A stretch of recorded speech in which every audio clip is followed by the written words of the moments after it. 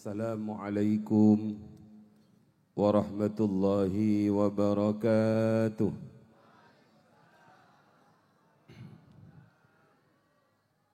Sarang-sarang. Bismillahirrahmanirrahim.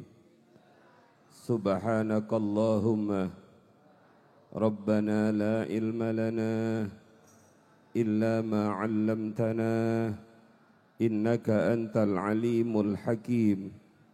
Wa tub 'alaina innaka antat tawwabur rahim wa taqabbal minna innaka antas samiul alim wa 'allimna min ladunka ilman nafi'a ya dzal jalali wal ikram. Allahumma iftah lana hikmataka wanshur 'alaina rahmataka ya dzal jalali wal ikram. Rabbi shrah li sadri wa yassir li amri wahlul 'uqdatam min lisani yafqahu qawli birahmatika ya arhamar rahimin. Al-Fatihah.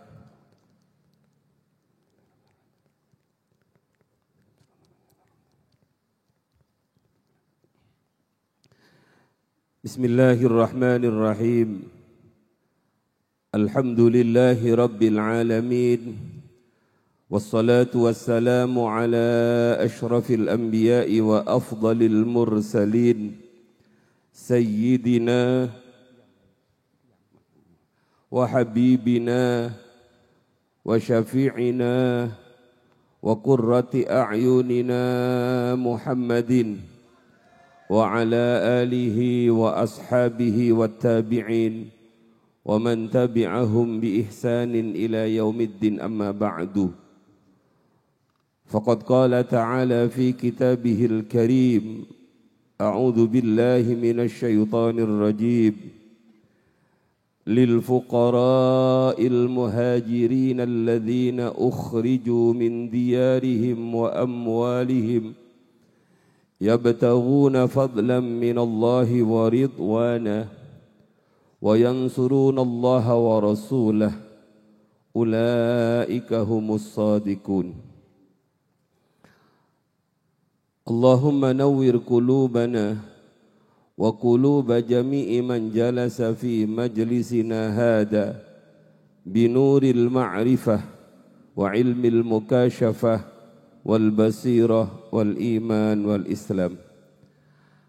Hadratal muhtaramin, para alim, para kiai, para habaib ingkang sangat kula mulyakaken, wabil khusus Al-Karim Ibn Al-Karim Ki Haji Rafiul Hamid Himsi beserta Agus Ibrahim, Romo Ya Abdul Qadir Syadili, Bapak Bupati, Bapak Kiai Sanusi, para habaib ingkang sangat kula mulyakaken, bil iktifa wal ikhtisar.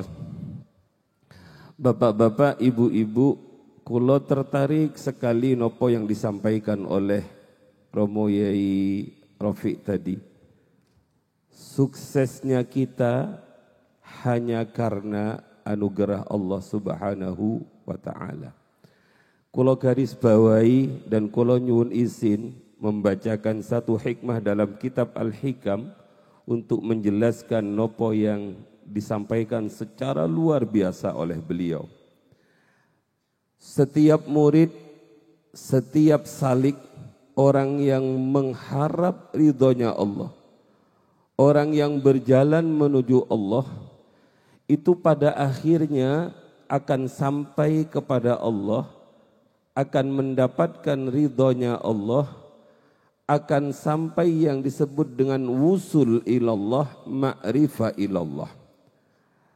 Kalau dalam ma'rifat kepada Allah itu persyaratannya, kita menganggap harus bersih diri kita dulu, harus mulia akhlak kita dulu, baru dengan bersihnya akhlak, bersihnya diri, kita kemudian beranggap itulah yang akan menyampaikan kita kepada Allah, maka selama-lamanya kita tidak akan pernah sampai kepada Allah. Karenanya ketika Allah menginginkan kita sampai kepadanya, ma'rifat kepada Allah, maka Allah tutupi sifat kita dengan sifatnya Allah. Allah tutupi diri kita dengan nurnya Allah. Dan kemudian kita ditarik untuk sampai kepada Allah karena Allah, bukan karena kita. Bahasani pun karena nikmat fadl yang turun dari Allah, bukan karena ibadah yang naik dari diri kita. Sehingga setiap kenikmatan yang akan kita dapatkan dari Allah, kita harus mempersiapkan satu kata-kata, hada min fadlillah. Salah satu fadl yang Allah berikan kepada kita, kita dikumpulkan di majelis yang sangat mulia ini. Hadirin ingkang sangat kula mulyakaken, niki wonten dalilipun. Suatu saat baginda Rasulullah sallallahu alaihi wasallam, beliau di depan para sahabatnya mengatakan, tidak akan seseorang itu sampai kepada sorganya Allah, tidak akan amal seseorang itu menyampaikan dia masuk ke sorganya Allah. Tiba-tiba para sahabat bertanya, apakah engkau juga ya Rasulullah? Iya, saya juga. Kemudian yang harus dipegangi oleh kita, semua umatnya Nabi Muhammad itu akan dimasukkan ke dalam sorganya Allah karena dia diselimuti oleh rahmat dan fadlipun Allah. Jadi yang terakhir yang disampaikan oleh khadimul majlis tadi, kita jangan pernah berbangga dengan amal kita. Kita jangan pernah mengatakan bahwa saya bisa begini karena amal kita. Tapi semuanya ini karena Allah memilih kita, bukan karena diri kita. Niku yang pertama. Ingkang nomor kalih yang ingin kula sampaikan, para bapak, para ibu.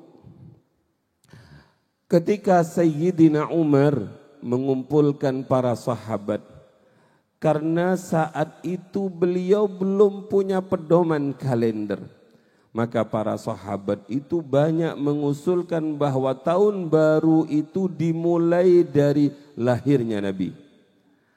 Ada yang usul tahun baru itu sebenarnya lebih bagus apabila ditandai dari perang Badar. Semua usulan dan argumentasi disampaikan kepada Sayyidina Umar. Tapi kemudian Sayyidina Umar punya pendapat bahwa tahun baru Hijriyah ini lebih pas apabila momentum hijrahnya Nabi dari Mekah menuju Yathrib, itulah yang dijadikan awal dari pencatatan tahun baru. Karena apa para rawuh? Satu, momentum hijrah Nabi dari Mekah menuju Yathrib itu adalah momentum perubahan peradaban. Dari peradaban yang tidak menghormati nilai-nilai kemanusiaan menjadi peradaban yang menghormati nilai-nilai kemanusiaan. Dari yang asalnya pecah belah karena Arab niku negaranya gurun pasir dan pasir itu sulit untuk disatukan, maka ketika Nabi melaksanakan hijrah itu, yang pertama kali ketika Nabi sampai di Madinah, beliau mempersaudarakan orang-orang yang datang dari Mekah dengan sahabat-sahabat yang berada di Madinah. Yang ketiga, kenapa tahun baru hijrah Nabi itu dijadikan momentum awal dari kalender hijriah kita? Karena sebenarnya kalau tanya pada panjenengan, Nabi berangkat sendirian bisa napa boten? Dari Mekah ke Madinah niku bisa napa boten? Bisa. Butuh unta? Enggak butuh. Butuh penuntun unta? Enggak butuh. Butuh teman yang mendampingi? Sebenarnya enggak butuh. Tapi itu semuanya pelajaran yang luar biasa bahwa untuk mencapai peradaban yang mulia itu dibutuhkan sebuah kekuatan yang luar biasa menggabungkan semua aspek yang ada. Dan inilah menurut kula kunci kepemimpinan yang berhasil dari seorang bupati apabila beliau mampu mendirijen semua yang ada di bawahnya. Dan itu dibuktikan oleh baginda Rasul. Bagaimana Rasulullah menempatkan Sayyidina Ali menjadi pengganti beliau. Yang selama ini kita anggap bahwa Sayyidina Ali itu hanya untuk menggantikan kematian Nabi. Bukan. Tapi karena Sayyidina Ali disuruh oleh baginda Rasul untuk menyerahkan amanat-amanat titipan-titipan orang-orang kafir yang dititipkan kepada baginda Rasulullah. Ketika Nabi hijrah, Nabi dituntun, dibimbing oleh seorang pencari arah, pencari jejak, dan beliau bukan orang Muslim. Yang kedua, beliau butuh Sayyidina Abu Bakar. Beliau dibantu oleh Asma, adiknya Sayyidina Abu Bakar. Belum lagi ada cerita bagaimana burung dara, bagaimana laba-laba dan lain sebagainya. Bagaimana ketika Nabi sampai di Madinah, Nabi disambut oleh orang-orang napa niku bapak-bapak sahabat Ansor dengan lantuman tala'al badru alaina, dan dua orang sahabat yang bernama Sahal dan Suhail begitu datang kepada Kanjeng Nabi karena unta Nabi berhenti di ladang itu, dan ladang itu ternyatanya miliknya Sahal dan Suhail. Sahal dan Suhail datang kepada Nabi karena beliau masih kecil, baru mengatakan, "Ya Rasulullah, ini ladang peninggalan bapak dan ibu saya, tapi saya berikan kepada panjenengan ya Rasulullah." Semua bergabung untuk sebuah kesuksesan. Semua diajak oleh Nabi untuk sebuah perubahan yang luar biasa. Maka momentum ketika Nabi hijrah dari Mekah ke Yasrib, Yasrib yang asalnya penuh dengan penyakit, Yasrib yang asalnya penuh dengan virus, begitu Nabi datang, Nabi robah nama itu menjadi Al-Madinah Al-Munawwarah. Maka kejadian demi kejadian dalam hijrah Nabi ini kemudian oleh Sayyidina Umar diabadikan sebagai awal dari penetapan kalender Hijriyah. Maka yang paling penting selain kita melakukan evaluasi diri kita sebagaimana yang disampaikan oleh Khadimul Majlis, mari bersama-sama kita melaksanakan hijrah. Dan hijrah itu tidak tertutup kalau hijrah fisik. Kalau hijrah fisik itu la hijrata ba'dal fathi, kata Kanjeng Nabi. Tidak ada hijrah setelah Fathu Mekah. Tapi semangat hijrah meninggalkan sebuah tradisi yang jelek menuju harapan-harapan baru itu terus berada dalam diri kita. Hadirin yang dirahmati oleh Allah, yang umur 30 tahun berarti 30 kali dia mendapatkan tahun baru Hijriah.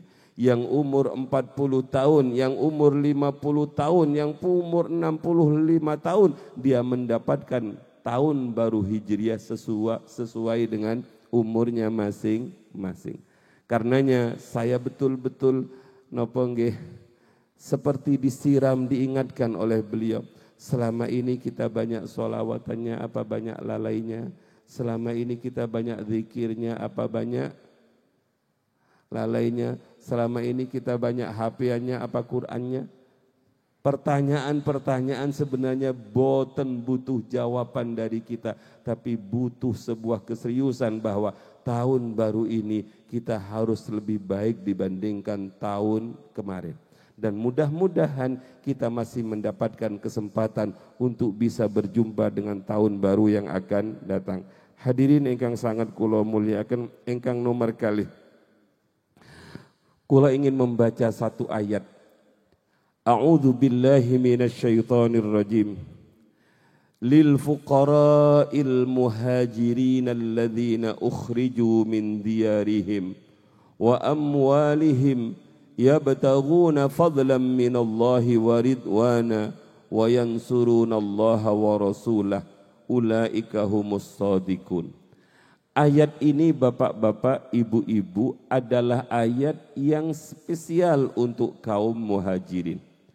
Orang-orang yang hijrah mengikuti Kanjeng Nabi itu adalah orang-orang yang dalam bahasa Al-Quran ukhriju min diyarihim.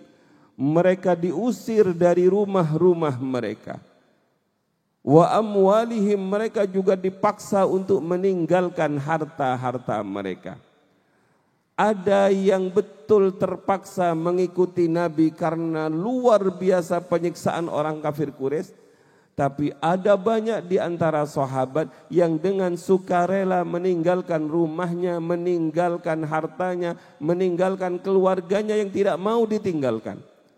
Tujuannya hanya dua, bapak-bapak. Yang pertama, yabtaghuna fadlan minallahi wa ridwana.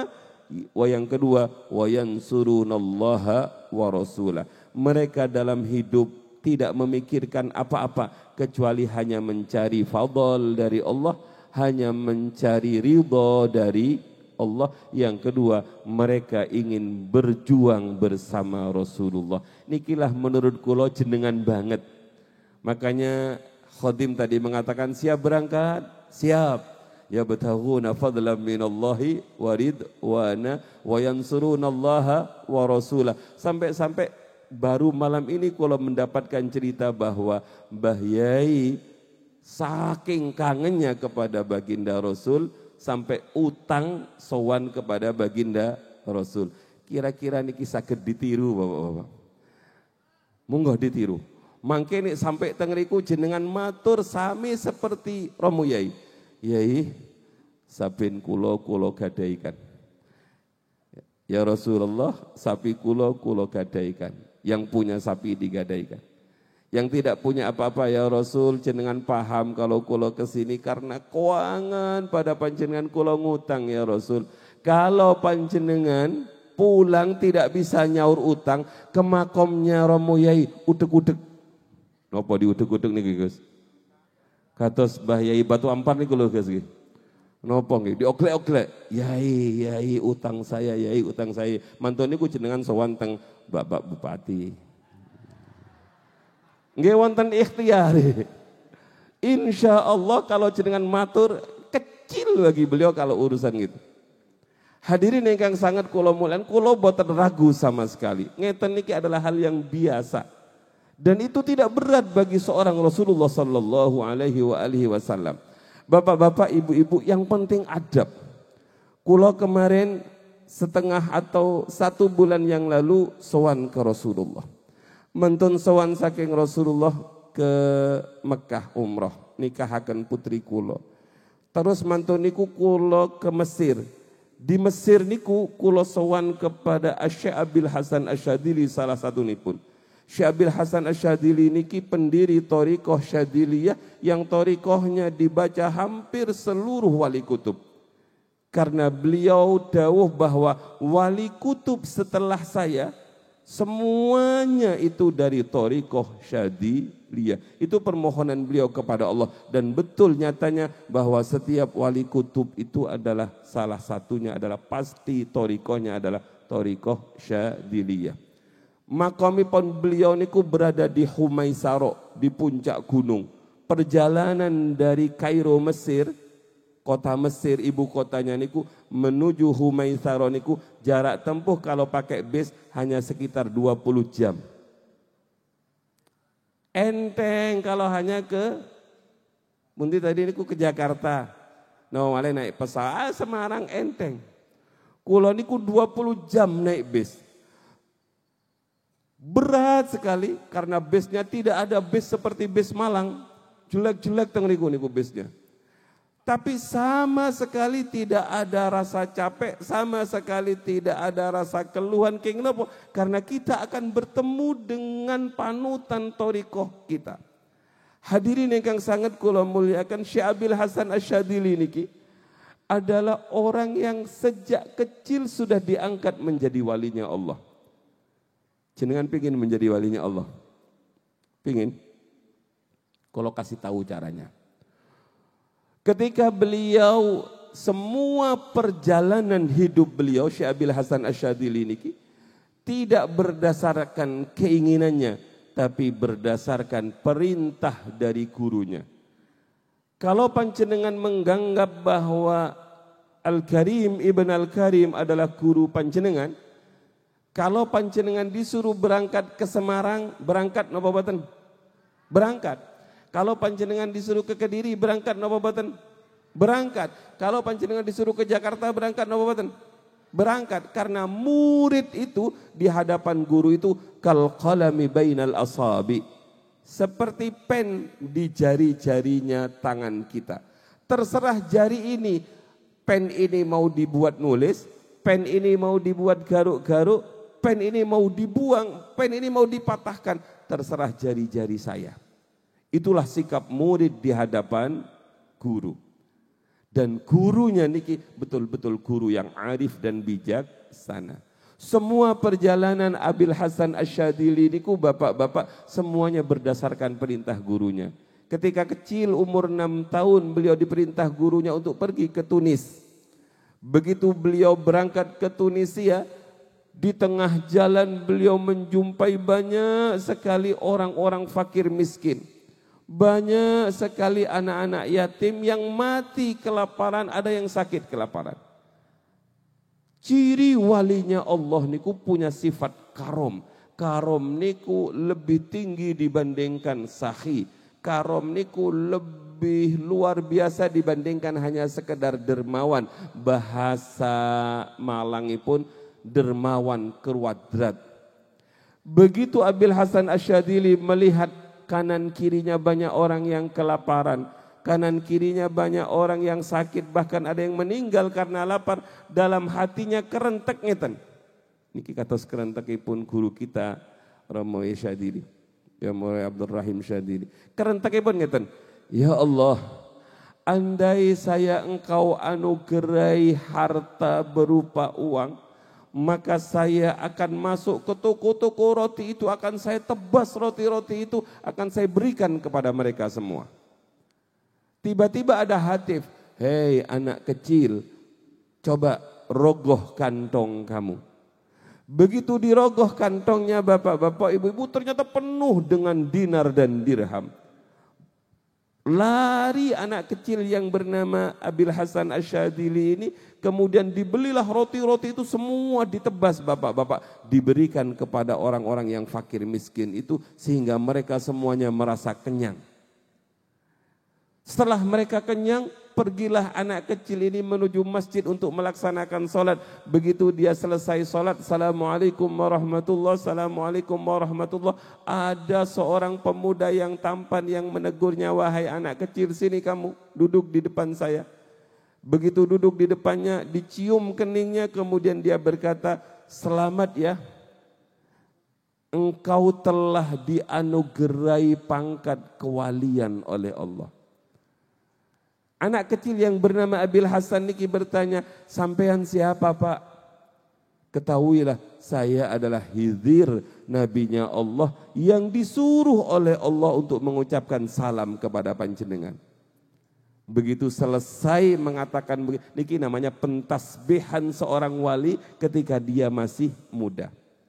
Begitu keesokan harinya dicari, ternyata pemuda Nabiullah Khidir alaihissalam itu sudah tidak ketemu lagi. Niki namanya Syekh Abil Hasan Asyadzili. Makanya Imamuna Abi Hamid Muhammad bin Muhammad Al-Ghazali, penulis kitab Ihya, di mana kitab Ihya ini juga menjadi kitab kesenangannya Syekh Abil Hasan Asyadzili, pernah mengatakan bahwa kemuliaan yang saya dapat itu bukan karena sholat, bukan karena wirid.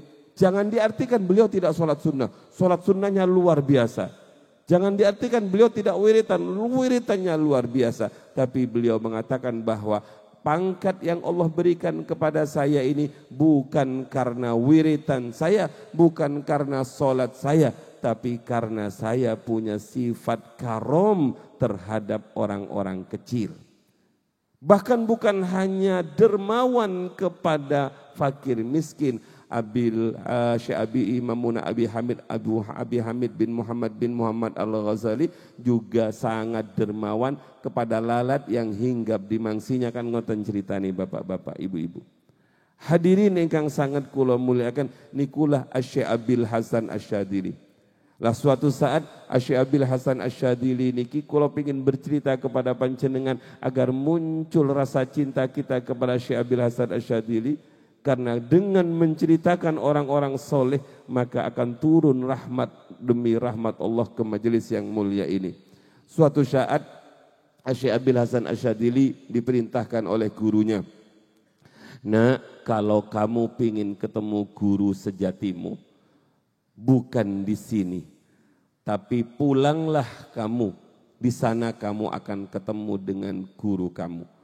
Pulanglah Syekh Abil Hasan Asyadzili untuk menemui seorang gurunya yang bernama Syekh Abdissalam bin Masis. Sinten ibu-ibu? Syekh Abdissalam bin Masis. Syekh Abdissalam bin Masis itu begitu Syekh Abil Hasan Asyadzili mau sampai ke Syekh Abdissalam bin Masis, yang dilakukan oleh beliau adalah mandi, kemudian berganti baju. Ini adalah akhlak dalam dunia thariqah. Menawi panjenengan pingin sowan kepada kiai, pingin sowan kepada guru, seorang murid thariqah, seorang murid majelis Riyadul Jannah, selayaknya sebelum sowan ke dalam mampir di musola terdekat untuk siram, untuk ganti baju. Dan alhamdulillah tadi kula sampun disiapi tempat, ya matur nuwun sangat. Kula mandi-mandi riyin, siram-siram riyin, karena ini adalah majelis yang paling mulia. Beliau tanggalkan semua keilmuannya, beliau tanggalkan seluruh amalnya. Begitu beliau selesai mandi, beliau ingin naik ke atas bukit menjumpai gurunya, tapi kalah disik karena gurunya sudah kadung turun. Kemudian gurunya niku menyapa, "Ya Ali, wahai anakku Ali, sini sini sini. Saya sudah mendapatkan kabar dari Rasulullah bahwa engkau akan datang menemui saya. Dan saya diperintah oleh Rasulullah untuk mentarbiyah kamu." Bapak-bapak, ibu-ibu, kemudian begitu Syekh Abdissalam bin Masis, wali kutub niku digantikan, kemursyidtannya digantikan oleh Syekh Abdul Abbas Al-Mursi. Alhamdulillah kula sowan ke makomnya kemarin. Dari Syekh Abdul Abbas Al-Mursi kemudian diturunkan kepada dari Syekh Abdissalam bin Masis turun kepada Syekh Abil Hasan Asyadzili, dari Syekh Abil Hasan Asyadzili turun kepada Syekh Abdul Abbas Al-Mursi, dari Syekh Abdul Abbas Al-Mursi turun kepada Syekh Ibnu Athaillah As-Sakandari. Maka dalam majelis yang mulia ini kula sampaikan bahwa kemursyidatan dalam dunia thariqah niku sama sekali bukan karena keinginan pribadinya, tapi karena petunjuk dari guru sebelumnya. Niku thariqah yang leres. Jadi begitu guru niku hendak kapundhut, guru niku sampun paring isyarah, guru niku sampun paring pesan bahwa nanti sepeninggal saya engkaulah yang meneruskan thariqah ini. Jadi tidak ada konflik bapak-bapak dalam dunia thariqah. Tidak ada model pemilihan mursyid pakai biting ngoten niku boten. Karena bahasanya adalah ma'dunun alaih. Hadirin ingkang sangat kula muliakan, kedermawanan Syekh Abil Hasan Asyadzili niki ada cerita yang mirip seperti ini. Ada seorang fakir miskin. Kula sampaikan karena kula pireng dari Al-Karim, Ibn Al-Karim, bahwa bupati kita adalah seorang bupati yang sangat dermawan. Bupati kita adalah seorang bupati yang sangat peduli kepada fakir miskin. Mudah-mudahan beliau panjang umur, amin, Allahumma amin. Dahulu kala orang-orang fakir miskin niku punya hak terhadap harta yang ada di Baitul Mal. Sehingga mereka datang kepada khalifah, mereka datang kepada pejabat untuk meminta haknya. Kalau dalam dunia perusahaan niku napa Pak Darmadi? Ada CSR nggih. CSR niku sebenarnya haknya panjenengan. Jenengan datang sebagai fakir miskin untuk meminta CSR niku benar. Lah, ada seorang fakir miskin, dia seorang ayah dari beberapa anak yatim. Kemudian dia datang kepada seorang qadhi, seorang pejabat dengan mengatakan, "Wahai qadhi yang saya muliakan, saya datang dari tempat yang jauh karena anak-anak saya dalam keadaan kelaparan. Saya minta hak saya hanya minta 5 potong roti, saya hanya minta uang 5 dirham. Itu adalah hak saya."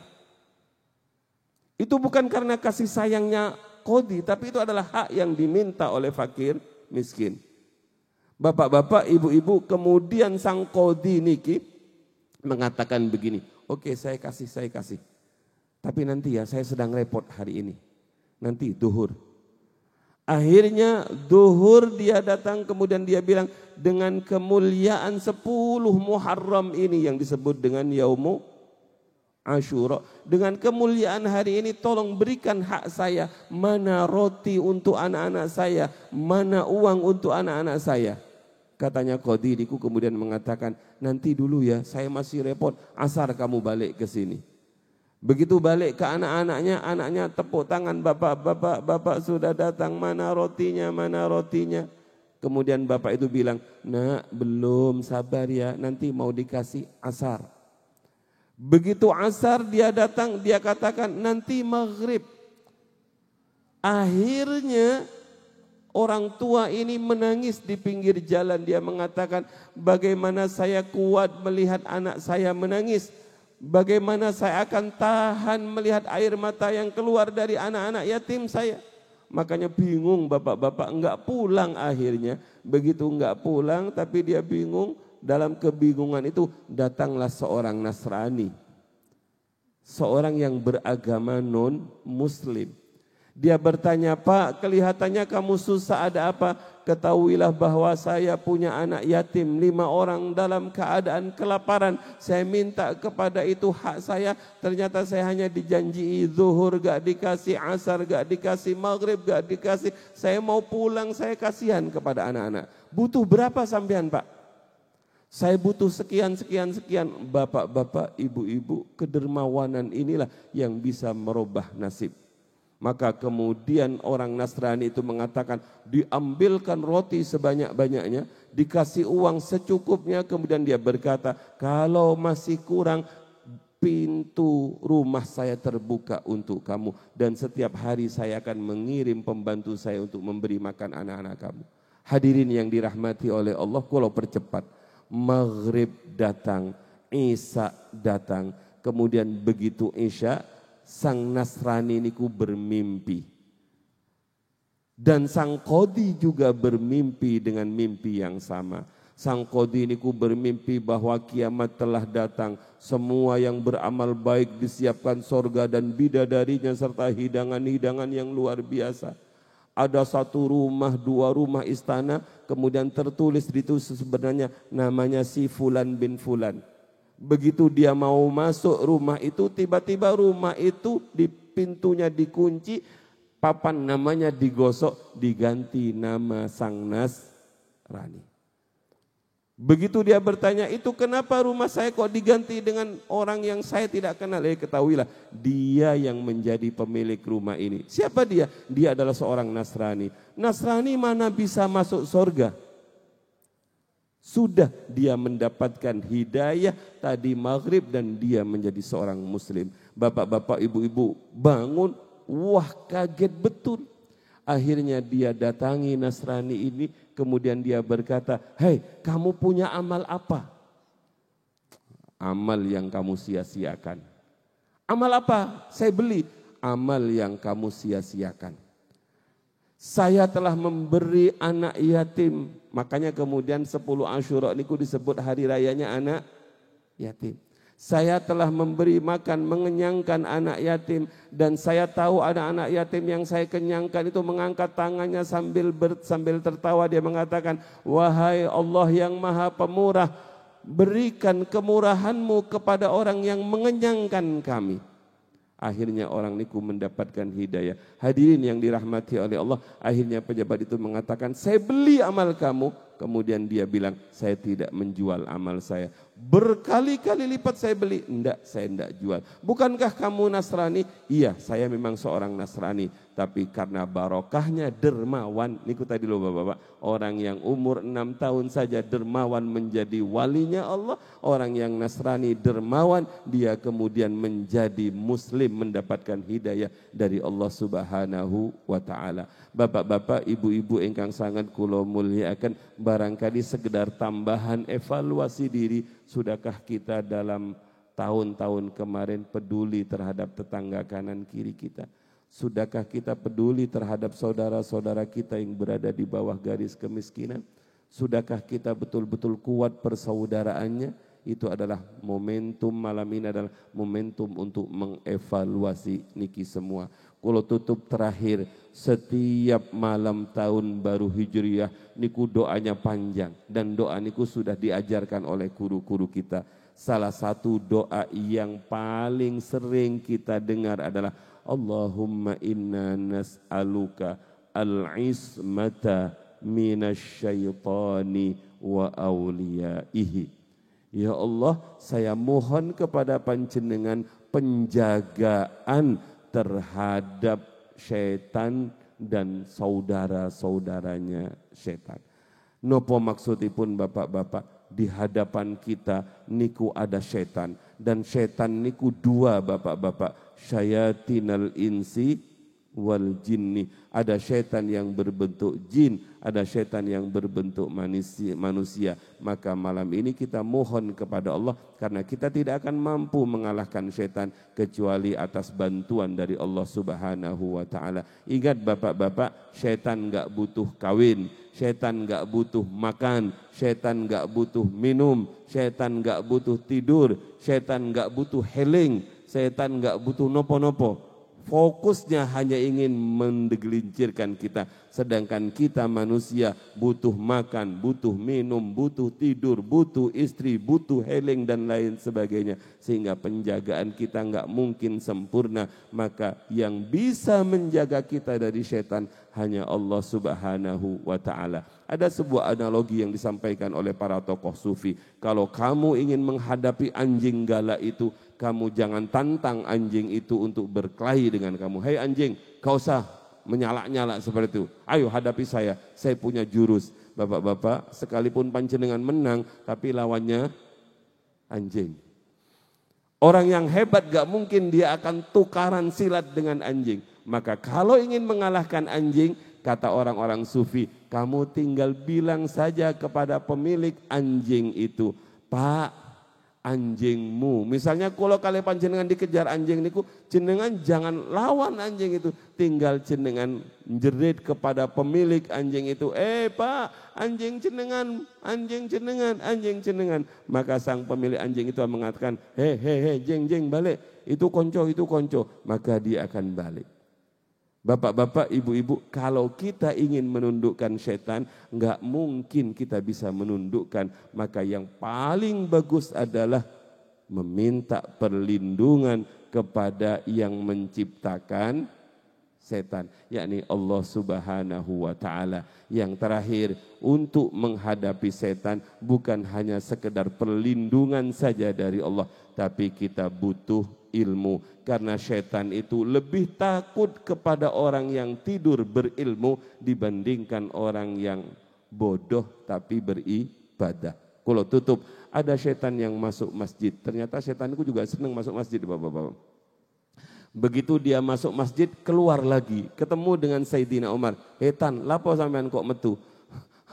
Itu di pintu masjid itu ada orang alim Riyadul Jannah sedang tidur. Di dalam masjid itu ada orang tidak punya ilmu sedang tahajud.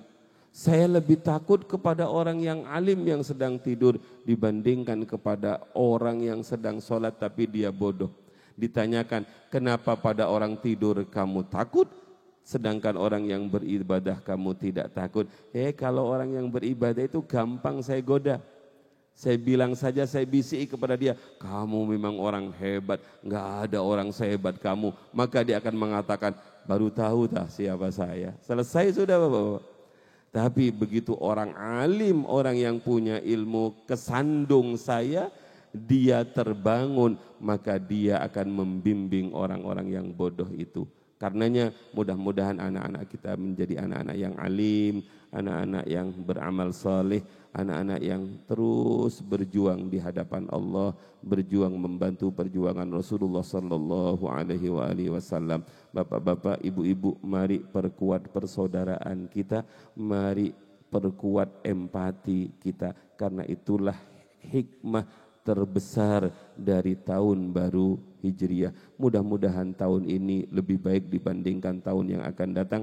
Mudah-mudahan saudara-saudara kita yang berada di Iran, Allah lindungi. Orang-orang yang beragama Islam, Allah lindungi dari orang-orang kafir. Allahumma ahlikil kafarata wal musyrikin wal mutamarridin al mutasyaitinin alladhina yukadzibuna rusulaka wa yasudduna an sabilik wa yuqatiluna wa yuharibuna awliyak. Allahumma anzil bihim ba'saka alladhi la yarudduhu anil qawmil mujrimin. Makatan ingkang saged dalem sampai akan mugi-mugi sedaya kiai, sedaya umara, Bapak Bupati, Wakil Bupati, Allah berikan kekuatan lahir batin. Mudah-mudahan dari tangan beliau, dari fikiran beliau, dari langkah-langkah beliau terbuka pintu-pintu kebaikan, tertutup pintu-pintu kejelekan. Contoh nyata malam ini, Bupati kita sabar nunggu kita sampai pernah jenengan ningali ngeten iki. Jarang, kadang-kadang sambutan mawon mantun niku medal karena banyak urusan. Ini sebenarnya contoh yang luar biasa. Yang kedua, kalau tingali selama ngikuti majelis nyepeng HP napa mboten? Mboten. Jamaah lebih penting pun di jenengan kali beliau. Seharusnya beliau konsultasi niki mboten. Karena mengagungkan majelis. Niki namanya lisanul hal afsahu min lisanil maqal. Makaten wassalamualaikum warahmatullahi wabarakatuh.